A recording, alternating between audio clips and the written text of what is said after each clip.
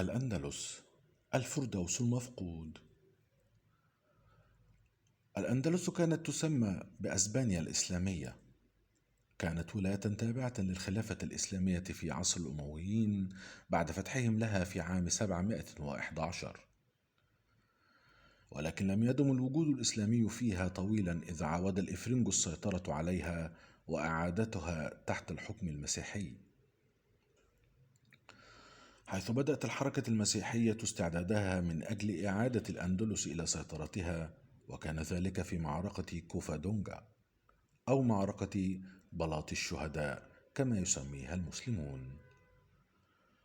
وكانت أولى تحركاتها عندما جمع عبد الرحمن الغافقي جيش المسلمين وسار به باتجاه جبال البرانس، ثم اتجه شرقا ليضلل المسيحيين عن وجهتهم، وخاض الكثير من المعارك وحقق الانتصارات في تلك المناطق، كما حدث في مدينة آرل ودوقية.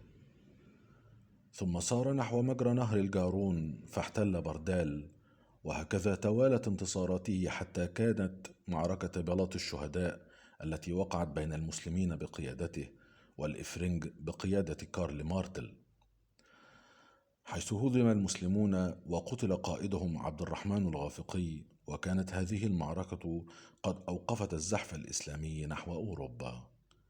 شكرا لحسن استماعكم، وعلى لقاء مع قصة جديدة بإذن الله. ساوند ديلز، منصة التعليق الصوتي.